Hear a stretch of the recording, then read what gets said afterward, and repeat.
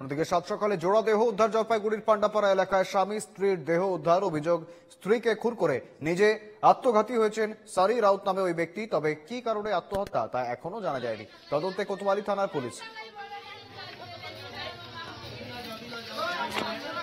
জলপাইগুড়িতে সাত সকালে জোড়া দেহ উদ্ধার, স্বামী স্ত্রীর দেহ উদ্ধার, স্ত্রীকে খুন করে আত্মঘাতী হওয়ার অভিযোগ। কি কারণে আত্মহত্যা তা এখনো পর্যন্ত জানা যায়নি। তদন্তে কোতোয়ালি থানার পুলিশ।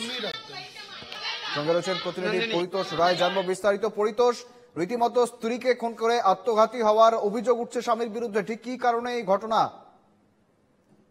দেখো, একদমই যে জলপাইগুড়ি জেলার যে 12 নম্বর ওয়ার্ড হরিজনপল্লীর বাসিন্দা, তাদের প্রায়শই কিন্তু বাড়িতে ঝামেলা লেগেই থাকতো, ঝগড়া ঝামেলা, যার কারণে কিন্তু একের পর এক এলাকাবাসীও কিন্তু অতিষ্ঠ হয়ে উঠেছিল। এরপরে যেটা আজ সকালে যেটা দেখা গেছে যে তার স্ত্রীর রক্তাক্ত দেহ সেখানে পড়েছিল।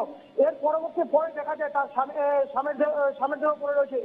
এতে কিন্তু এলাকায় জানা যাচ্ছে যে তাদের পারিবারিক অশান্তির জেরেই কিন্তু এই আত্মহত্যা বা খুনের ঘটনা। যেটা আরো এলাকাবাসী সূত্রে যেটা জানা যাচ্ছে যে তার স্বামী তার স্ত্রীকে খুন করে তারপরে তিনি কিন্তু আত্মহত্যা করেছেন, এমনটাই কিন্তু এলাকাবাসী সূত্রে যেটা জানা যাচ্ছে। শুভেন্দু, একেবারে পরিতোষ, নজর রেখে গোটা ঘটনার দিকে। অন্যদিকে স্থানীয়রা কি জানাচ্ছেন শুনবো একবার।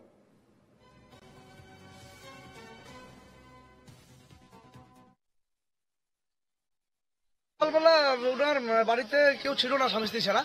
সকালবেলা ওনার মানে মেয়েটার মা আসলো, কান্নাকাটি শুনে আমরা বেরোলাম। বেরোয় দেখি যে এরকম ঘটনা, দরজা খোলা। উনি ছিল না, শিলিগুড়ি গেছিল। এসে দেখলো যে দরজা খোলা। উনি ঢুকে দেখে কান্নাকাটি শুরু করছে। তারপরে আমরা বাইরে হয়ে দেখলাম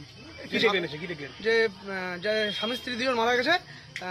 মানে স্বামী হচ্ছে মানে ঝুলে আছেন, আর বিছানার মধ্যে হচ্ছে ওনার স্ত্রীর শরীর পড়ে আছে।